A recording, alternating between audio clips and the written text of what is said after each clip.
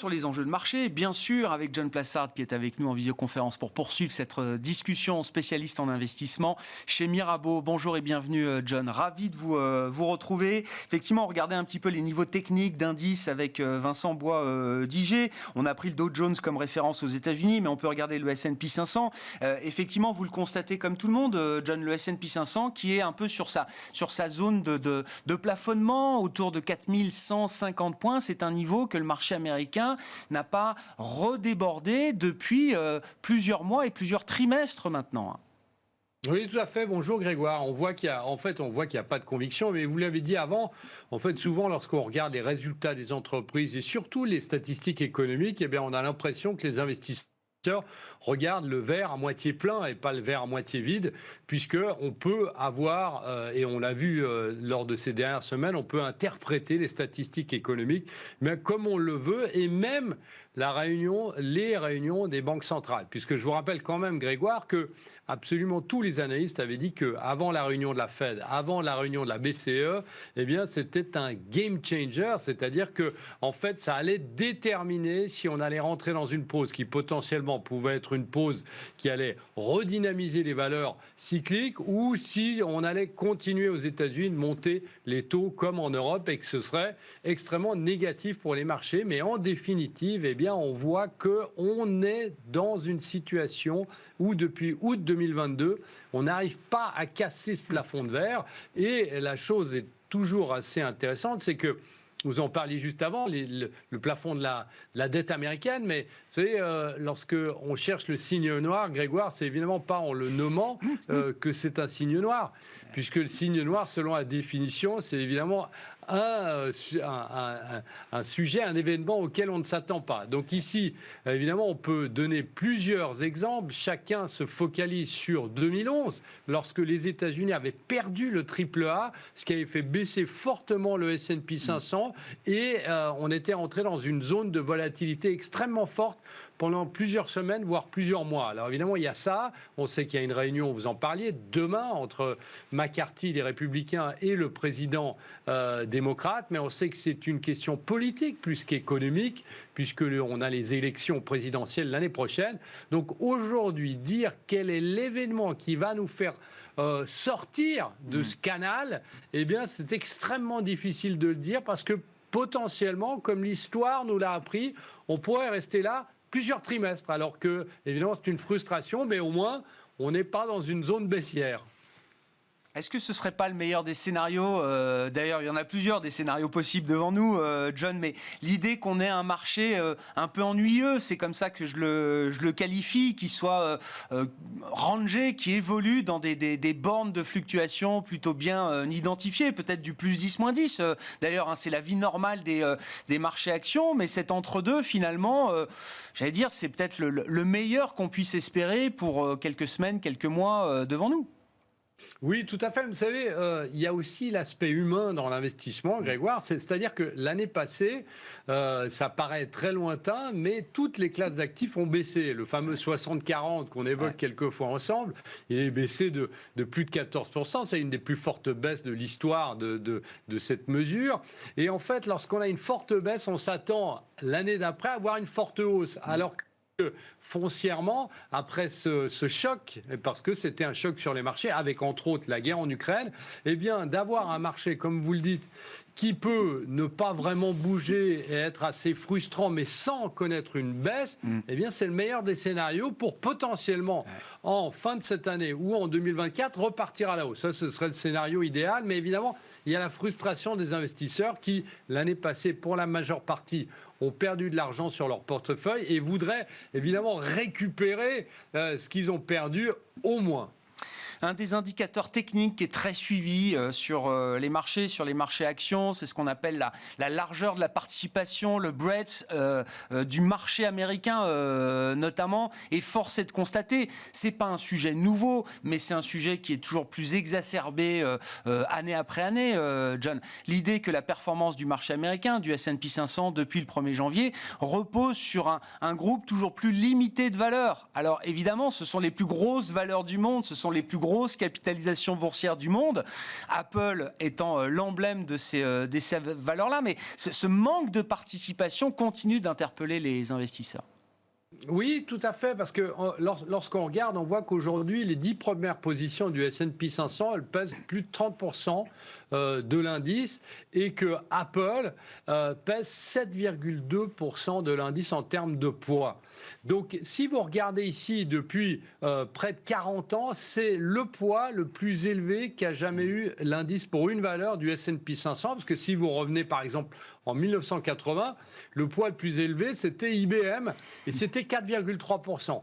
Et on était monté en 1985 à 6,4% de l'indice, le poids d'IBM. Donc on était encore loin des 7,2. Alors si on retourne encore en arrière, on a des pondérations qui sont plus élevées pour une valeur, mais on voit que depuis 40 ans, c'est assez exceptionnel. Alors on se dit évidemment que si on a un indice qui repose seulement sur quelques valeurs, c'est risqué, mais aux États-Unis, comme en Europe d'ailleurs, mais aux États-Unis, vous voyez que plus la valeur est élevée, plus les fonds de pension notamment sont obligés d'une certaine manière d'investir dans ces valeurs, et on voit que le poids des investissements dans ces valeurs, c'est pas quelque chose de spéculatif, mais c'est quelque chose d'assez fondamental. Alors évidemment, ça pose la question de dire quels sont les relais de croissance, quelles sont les valorisations de ces entreprises, mais on voit qu'une société comme Apple, si on parle d'Apple, eh bien on voit que c'est une société qui a toujours des très bonne croissance dans le secteur des services et même dans les iPhones. Vous savez, Grégoire, on parlait beaucoup des iPhones et de la baisse de la croissance des iPhones. Eh bien, lors de la publication qu'on a eue il y a 2 semaines, on a vu que la croissance était de 2%. Alors vous me direz 2%, c'est pas beaucoup, mais les projections pour l'ensemble du secteur des iPhones étaient plutôt de moins 10%. Et il y a une autre chose aussi où il y a une espèce de dépendance. Et il y a un graphique très intéressant qui a été publié ce week-end par la Société Générale, qui a fait la distinction entre les valeurs du S&P 500 et la distinction entre les valeurs du S&P 500 si vous enlevez le boom de la thématique de l'intelligence artificielle. Vous savez qu'il y a beaucoup de valeurs qui sont évidemment impliquées dedans depuis très longtemps, mais qui ont plus évoqué ce terme intelligence artificielle dans la publication de leurs résultats, et on a vu qu'il y avait eu un boom du résultat de l'avancée du cours de bourse. Et donc ici, alors c'est les calculs de la Société Générale, si on enlève ce boom de l'intelligence artificielle, eh bien on voit que le S&P 500 aurait fait moins 2% au lieu de plus 7. Donc on voit qu'il y a aussi une concentration sur les valeurs, mais aussi une concentration sur les thématiques, un peu les mêmes qu'on avait eues sur le métaverse, même si c'est différent évidemment les thématiques, mais on voit que les gens se focalisent non pas sur juste quelques valeurs, mais aussi sur des thématiques très précises. Ouais, les grandes valeurs qui profitent du buzz ou du thème de l'IA, c'est alors pas forcément Apple, mais plutôt du Microsoft, Google, du Nvidia, du Salesforce, grosse capitalisation effectivement, qui connaissent des avancées spectaculaires là aussi depuis le 1er janvier. Je note également dans les petits éléments techniques qui soutiennent des valeurs comme Apple ou comme Microsoft, les programmes de rachat d'actions. Enfin, je veux dire, on est toujours sur des rythmes spectaculaires, massif en matière de rachat d'actions. Apple, Microsoft font partie des entreprises qui rachètent le plus d'actions au monde et qui offrent un retour aux actionnaires parmi les plus favorables, on va dire ça comme ça, John.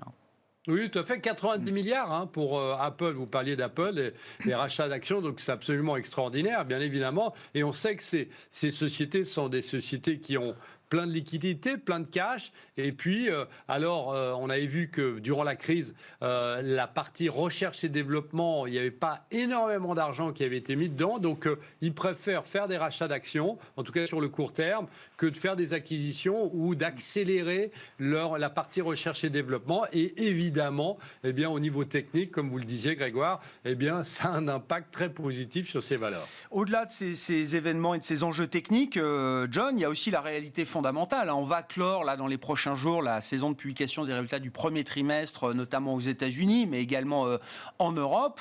Les résultats sont bons. Dans quelle mesure est-ce que les résultats sont encore bons, John ?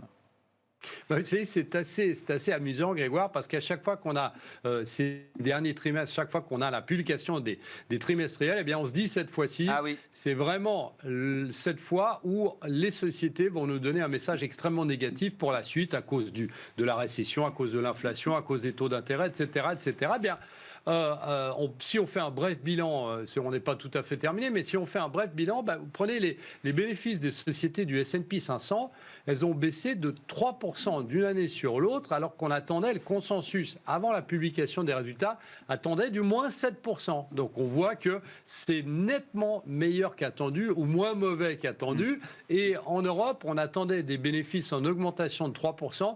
Ça, c'est supérieur de 10% à ce qu'on attendait. Alors évidemment, il faut faire attention au secteur lorsqu'on parle de résultats d'entreprises. Et on voit notamment qu'aux États-Unis, eh bien, ce qui a mieux marché, c'est l'énergie, l'industrie, la consommation discrétionnaire, qui ont connu des croissances à 2 chiffres de leurs bénéfices par action. Et de l'autre côté, eh bien, le reste des entreprises, des secteurs qui constituent le S&P 500, eh bien, était un peu en baisse.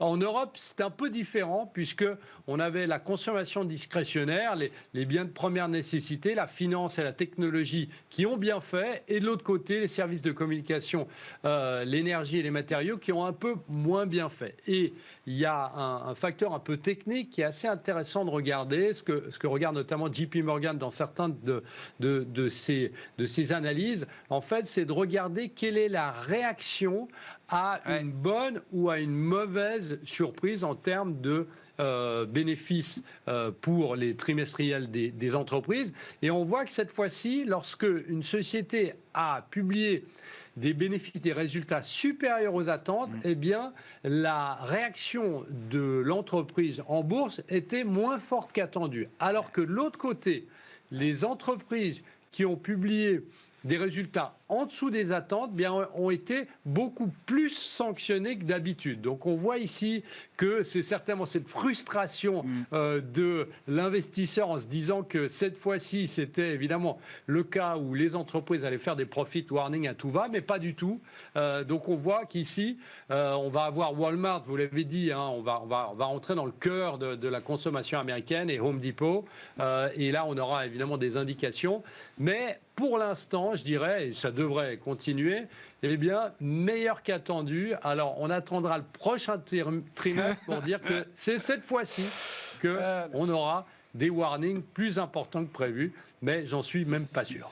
Merci beaucoup, John. Merci pour votre éclairage de début de semaine sur les enjeux du moment, sur les marchés, notamment sur les marchés américains. John Plassard, spécialiste en investissement de la banque Mirabeau, qui est avec nous en visioconférence. Voilà pour cette édition de la mi-journée de Smart Bourse. On se retrouve bien sûr à 17h en direct sur Bismart.